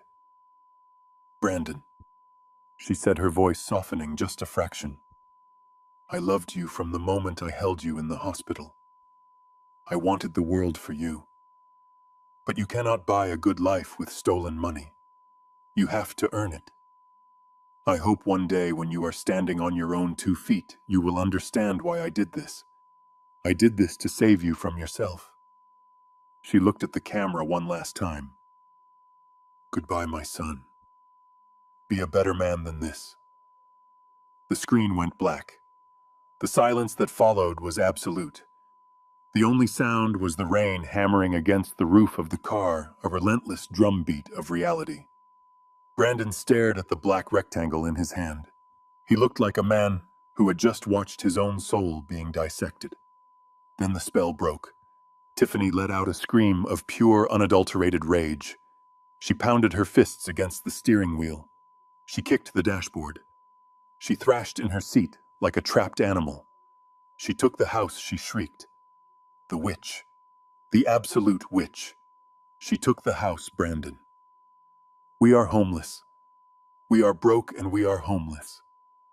She scrambled to open the door. She practically fell out of the car onto the wet pavement. She didn't care about the rain anymore. She didn't care about her hair or her clothes. She fell to her knees in a puddle of oil and water and looked up at the sky. "It is not fair," she wailed. Her voice echoed off the brick walls of the bank. "We were so close. It is not fair." Brandon stepped out of the car slowly. He walked around to where his wife was kneeling in the gutter. He didn't offer her a hand. He didn't try to comfort her. He just looked down at her with dead eyes. "It is fair," he said softly. His voice was devoid of emotion. "It is exactly what we deserve, Tiff. Mom was right." "Shut up," Tiffany screamed, scrambling to her feet, her mascara running down her face in black streaks. "Do not you dare take her side. We have to go back. We have to get to the house before the locks change. We have to get my jewelry. We have to get my clothes. Drive, Brandon. Drive! She lunged for the driver's side door, but Brandon didn't move. He stood in the rain, letting the water soak him to the bone, washing away the scent of the tequila, washing away the lies. You drive, he said, tossing her the keys. I am walking. What? Tiffany stared at him. Are you crazy? It is 3 miles. We have less than an hour. I do not care, Brandon said. I do not want to be in a car with you. I do not want to be in a house with you. I am done. He turned and started walking away from the bank, away from the money, away from the wife who had led him off the cliff. He walked into the darkness of the rainy night, leaving her screaming his name in the empty parking lot. I watched it all from my car. I watched my son finally find a shred of dignity in the wreckage of his life. And I watched Tiffany alone and hysterical, realizing that she was not the main character of this story. She was just the villain. And the villain always loses in the end. I put the car in gear. I had one stop to make before I went back to the empty house. I needed to visit the cemetery. I needed to tell Patricia that it worked. I needed to tell her that she was right. I stood on the front porch of the house that I had bought 40 years ago. The rain was still falling, but now it was illuminated by the strobing red and blue lights of 2 police cruisers parked in my driveway. To my left stood Leonard holding a black umbrella that shielded us both from the downpour. To my right stood Sheriff Miller, a man I had known since we were both playing high school football. He stood with his arms crossed, his face grim. Behind us, 2 private security contractors from the trust management firm were already changing the digital locks on the front door. The beep of their drills sounded like a countdown. We did not have to wait long. The sound of Brandon's car engine roaring down the street shattered the rhythmic quiet of the rain. Tiffany was driving like a maniac. She swerved into the driveway, narrowly missing the bumper of the police cruiser. She slammed on the brakes, and the car skidded on the wet concrete, coming to a halt just inches from the garage door. The driver's door flew open. Tiffany burst out into the rain. She did not look like the composed socialite she pretended to be. Her hair was plastered to her skull, her mascara was running in dark streaks down her cheeks, and her eyes were wild with panic and rage. She saw the police. She saw the security guards. And then she saw me. Her shock lasted only a second before it curdled into pure, venomous anger. She charged up the walkway, ignoring the police officer who stepped forward to intercept her. "You!" she shrieked, pointing a shaking finger at me. "You evil old man! You did this! You set us up!" She tried to push past the officer, but he held her back firmly. She struggled against his grip, screaming over his shoulder at me. "It is a trap," she yelled to anyone who would listen, turning her head to the sheriff. "Officer, arrest him. He is a fraud. He told us to take the money. He gave us permission. He is lying to you. He is senile. He does not know what he is saying." I stood perfectly still on the porch, looking down at her. From this vantage point, she looked small. She looked pathetic. Desmond Leonard whispered beside me, "Do not engage. Let the sheriff handle it." "No," I said softly. "I need to finish this." I took a step forward, moving out from under the umbrella and into the rain. The water felt cold on my face, but I welcomed it. "I am not senile, Tiffany," I said. My voice was calm, steady, and carried easily over the sound of the rain. "And I am certainly not a liar." "You are," she screamed, struggling against the officer's restraint. "You told us this morning to handle the finances. You gave us the authority. And then you gamed the system to make us look like criminals. You lured us into a trap, Desmond. You are sick." She was good. I had to give her that. Even now, caught red-handed, she was trying to spin the narrative, trying to use my age against me, trying to paint herself as the victim of a confused, elderly man. If I had been anyone else, it might have worked. But she forgot who I used to be. I reached into my pocket and pulled out my smartphone. "I did not lure you anywhere," I said. "I simply opened a door." You chose to walk through it. And as for permission, well, I think we should let the record speak for itself. I tapped the screen, opening the audio file I had recorded the night before. I turned the volume up to the maximum. The sound of the recording cut through the night air. It was slightly fuzzy, but the voices were unmistakable. Take it all out, Brandon's voice whispered from the phone speakers. There is over $100,000 on it. Tiffany went still. Her eyes widened. Then came her voice, clear and sharp. Do it quickly. He is asleep. The old man is stone deaf anyway. He won't hear a thing. I paused the recording. The silence that followed was heavier than the rain. The sheriff looked at Tiffany with disgust. Leonard adjusted his glasses. Even the security guards stopped drilling to listen. Stone deaf, I repeated, looking straight into her eyes. That is what you said, isn't it, Tiffany? She opened her mouth to speak, but no words came out. She looked from the phone to me, her face crumbling as the reality of the situation crashed down on her. The lie she had just told the police about me giving permission had been instantly obliterated by her own voice conspiring to rob me while I slept. That recording, Leonard said, stepping forward, his voice sharp and professional, is admissible evidence of conspiracy to commit wire fraud, identity theft, and elder abuse. And since the amount attempted to be stolen exceeds $100,000, we are looking at a Class B felony. Tiffany shook her head frantically. No, she whimpered. No, it was just talk. We didn't mean it. We were just borrowing it. Sheriff Miller stepped forward. He placed a hand on his belt. Tiffany Cole, he said, his voice booming. You are under arrest for attempted grand larceny and unauthorized access of a protected trust. He pulled the handcuffs from his belt. The metallic ratchet sound as he cuffed her wrists behind her back was the loudest sound in the world. Tiffany screamed. It wasn't a word, just a raw sound of denial. She thrashed as the officer turned her around and marched her toward the cruiser. Brandon, she yelled, looking back at the street. Brandon, help me. Tell them. I looked up. Brandon was standing at the end of the driveway. He must have walked or taken a cab after he left her at the bank. He was soaking wet, his expensive jacket ruined his hair matted to his forehead. He stood there like a statue, watching his wife being shoved into the back of a police car. He did not move. He did not speak. He just watched. Tiffany's face was pressed against the glass of the cruiser window, her mouth moving in silent screams as the sheriff closed the door. The blue lights reflected in Brandon's eyes, making him look like a ghost. Sheriff Miller walked back to the porch. He tipped his hat to me. I am sorry it had to come to this, Desmond, he said. We will need a formal statement from you in the morning. Thank you, Jim, I said. I will be there. The cruiser pulled away, the tires splashing through the puddles, taking the toxicity that had poisoned my home for 3 years away with it. Now it was just me, Leonard, and Brandon. My son walked slowly up the driveway. He didn't look at the security guards. He didn't look at the empty spot where his car used to be. He looked only at me. He stopped at the bottom of the porch steps.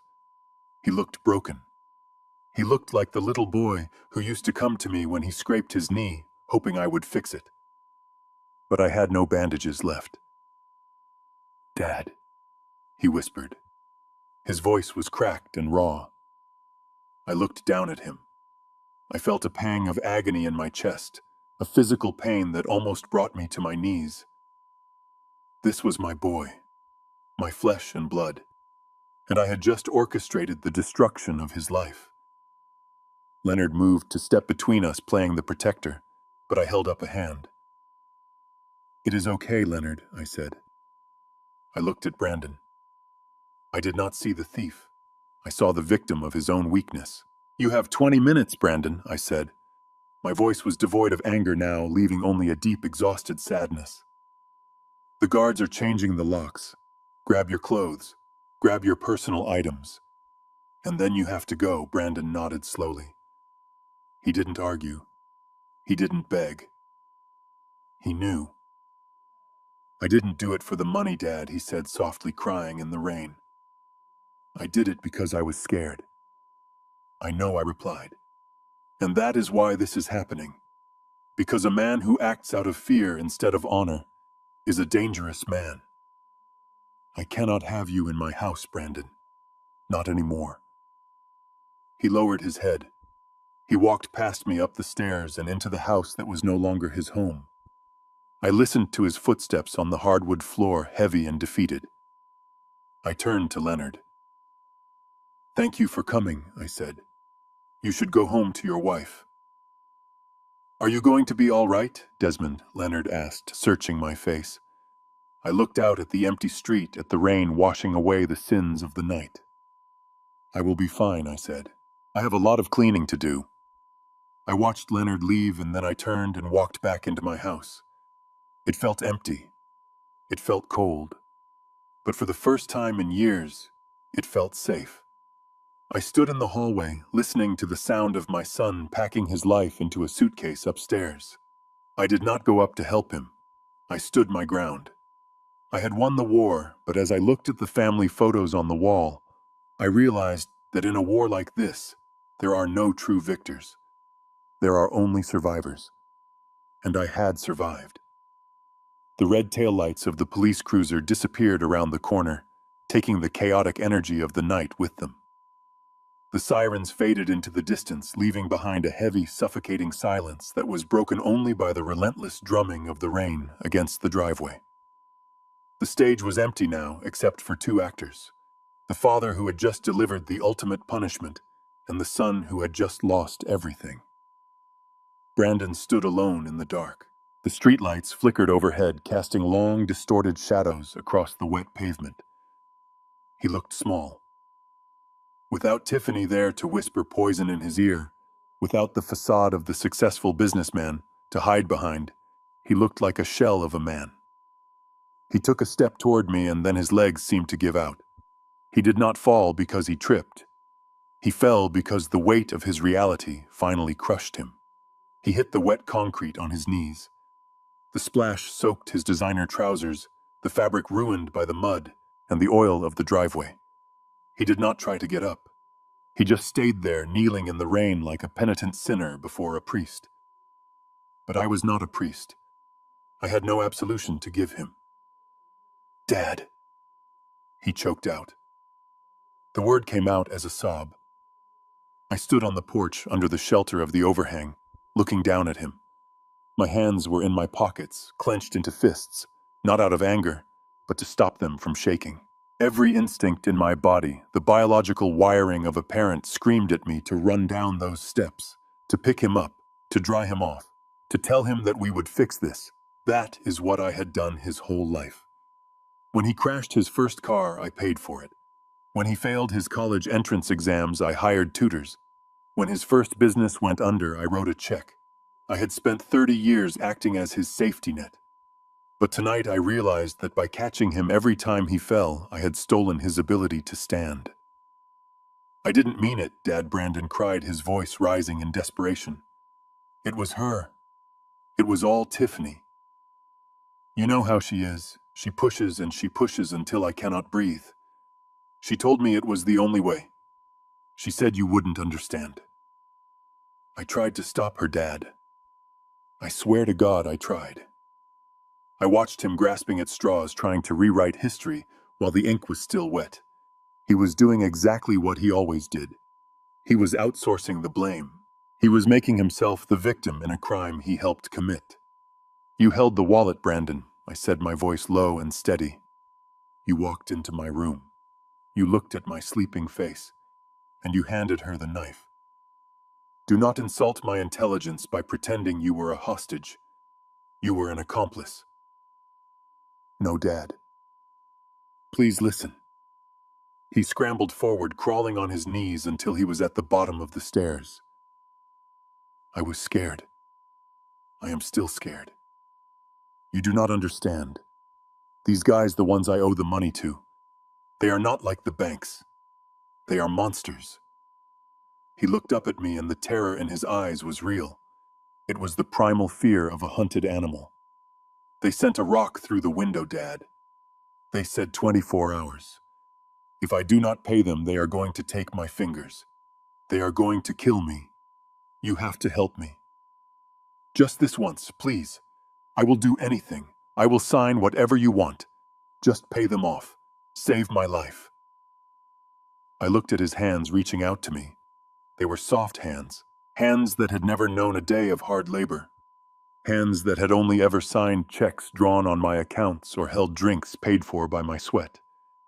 I felt a cold wind blow through the porch, chilling me to the bone. This was the moment. This was the crossroads. I could write a check for $120,000. It would hurt my savings, but it wouldn't bankrupt me. I could make the bad men go away. I could save his fingers. I could save his life. But if I did that, I would lose his soul. If I paid his debt now, he would learn that betrayal carries no cost. He would learn that tears are a currency that can buy forgiveness. He would wait for me to die, and then he would do it all again. I took a deep breath, inhaling the scent of rain and ozone. I looked at my son, and I saw the stranger he had become. "I cannot help you, Brandon," I said. His face crumpled. "What?" "Dad, you can't be serious. They will kill me." "I am deadly serious," I replied. "I cannot save you from yourself, son. I have spent your entire life saving you. I saved you from consequences. I saved you from responsibility. And look where it got us. It created a man who would steal from his dying mother's memory just to avoid facing his own mistakes. But the money," he wailed, "it is nothing to you. You have so much. It is everything to me," I snapped, my voice cracking like a whip. "Not the amount. The principle. That money represents 40 years of my life. It represents the days I missed with you because I was working. It represents the security your mother and I built. You did not just try to steal cash, Brandon. You tried to steal my past. You tried to steal my dignity." I stepped back toward the door. The distance between us was only a few feet, but it felt like an ocean. "You sold your mother and me for a quick payout," I said, looking down at him with a gaze that held no pity, only a vast, exhausting disappointment. "You sold us cheap. You valued our love less than a trip to the Maldives and a quiet life with a woman who hates you." "Dad." "Please," he begged, reaching for the hem of my trousers. "Do not touch me," I said, stepping out of his reach. He recoiled, his hand hovering in the empty air. "If you are afraid of the loan sharks," I said, "then I suggest you start running. Or better yet, I suggest you stop looking for a savior and start looking for a job. There are plenty of places that are hiring. Construction sites, warehouses, places where men work with their hands." I pointed to his soft, manicured hands. "You have a debt, Brandon, a big one. And for the first time in your life, you are going to pay it. You are going to pay it with your sweat. You are going to pay it with your labor. You are going to learn exactly how hard it is to earn $1 so that you never dare to steal one again." "But I can't," he whispered. "I do not know how." "Then you will learn," I said, "or you will fail. But you will do it outside of this house." I turned my back on him. It was the hardest thing I have ever had to do physically. My body wanted to turn back. My heart wanted to yield. But my mind remained steel. I walked to the threshold of the door. The warmth of the hallway spilled out onto the porch, a golden light that Brandon was no longer welcome to share. "Dad," he screamed one last time. "Do not leave me here. I have nowhere to go." "You have the whole world, son," I said without looking back. "Try not to break it this time." I stepped inside. I grabbed the heavy brass handle of the front door. I paused for 1 second, listening to the sound of his weeping mixing with the rain. It was a mournful sound, a requiem for the family we used to be. Then I closed the door. The sound of the latch clicking into place was final. It echoed through the empty hallway like a gunshot. I threw the deadbolt. Then I engaged the security chain. I stood there in the foyer staring at the wood of the door. I could still hear him outside, muffled and distant. He was pounding on the wood now, calling my name, but I did not answer. I did not move. I watched the digital lock on the door panel flash red. The codes had been changed. His fingerprint was wiped from the system. He was locked out. I slid down with my back against the door until I was sitting on the floor. I pulled my knees up to my chest. I was an old man in a big empty house. I was alone. My wife was gone. My son was gone. My daughter-in-law was in a cell. I let out a breath that I felt like I had been holding for 3 years. It was a shuddering, painful breath. Tears pricked my eyes, hot and stinging, but I wiped them away angrily. I would not cry for them. I would mourn the little boy with the bright eyes who used to chase fireflies in the backyard. But I would not cry for the man who tried to bury me before I was dead. I sat there for a long time until the pounding on the door stopped, until the sound of footsteps retreated down the driveway, until the only sound left was the rain cleansing the world outside. I had done it. I had survived the betrayal. I had protected the legacy. But as I sat in the silence of my victory, I realized that the price of justice is often a heavy solitude. Slowly, painfully, I pushed myself up from the floor. I had to go to the kitchen. I had to clean up the dinner plates. I had to wash the wine glasses. I had to put the house in order. Life would go on. It had to. And tomorrow, for the first time in a long time, I would wake up in a house that was truly mine again. 30 days. That is exactly how long it takes to dismantle a life you spent 40 years building. It is funny how we attach ourselves to physical objects. We think the walls of a house hold our memories. We think the furniture holds our comfort. But over the last month, as I watched the movers pack up the china and the books and the endless knickknacks, I realized something profound. The house was just a container, and recently it had become a container for poison. Selling it wasn't a loss. It was an exorcism. I signed the deed yesterday. I handed the keys to a young couple who looked at the place with the same hope Patricia and I had in 1982. I hope they have better luck. I hope their children are kind. Now I am sitting in seat 2A on Alitalia flight 604 bound for Rome. The seat is soft leather that smells like success. The champagne in my hand is cold and crisp. The bubbles dance in the flute, catching the sunlight streaming through the oval window. I look out at the tarmac at the busy workers loading luggage and fueling wings, and I feel lighter than I have felt in decades. It is a physical sensation, this lightness. It is as if I have been carrying a heavy backpack full of rocks up a mountain, and I finally just set it down and walked away. The flight attendant walks by. She is a young woman with a kind smile. "Can I get you anything else, Mr. Cole?" she asks. I smile back. "No, thank you, my dear. I have everything I need." And I do. For the first time in a long time, I am not worrying. I am not wondering if Brandon is gambling. I am not wondering what Tiffany is plotting. I am not wondering if I will be able to pay for a new roof or a fake spa business. My bank account is secure. My itinerary is set. I am going to the Amalfi Coast. Patricia and I talked about this trip every anniversary. We bought the guidebooks. We watched the documentaries.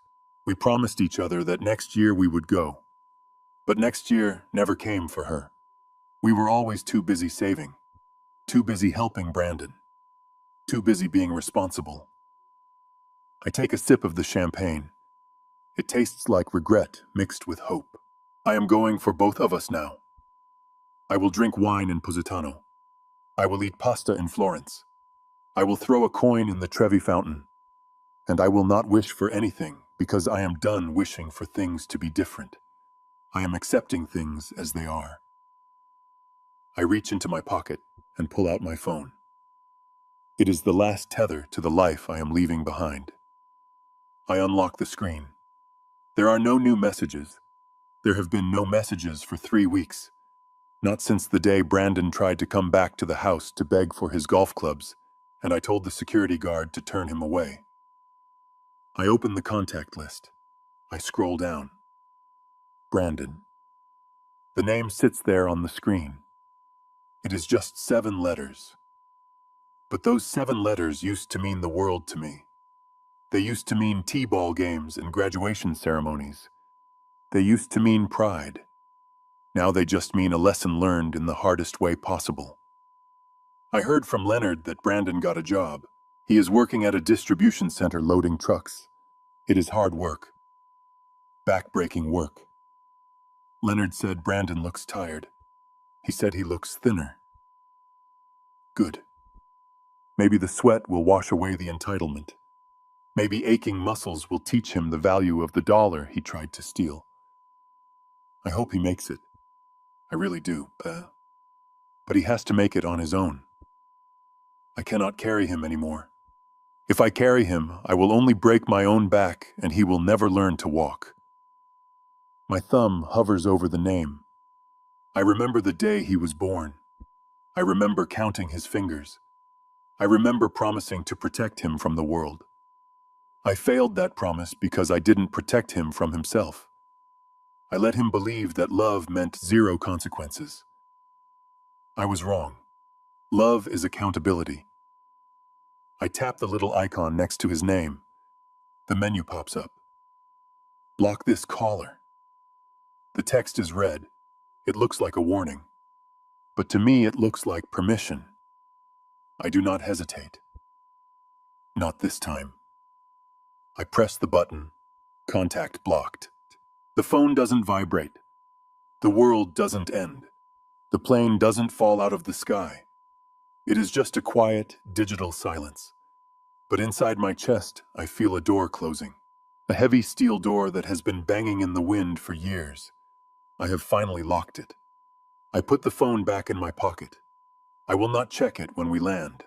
I will not check it when I get to the hotel. I am off the clock. The job of being a father is a lifetime appointment, they say.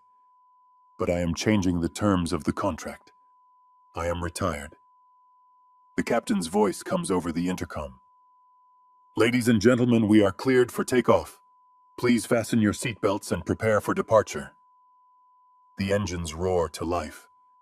The plane begins to shudder with power. I feel the force of it pushing me back into my seat. It is a powerful feeling. Momentum. We are moving forward. We are leaving the ground. I look out the window as the runway blurs into a streak of gray. The ground falls away. The cars become toys. The houses become Monopoly pieces. My old neighborhood is down there somewhere. My old life is down there.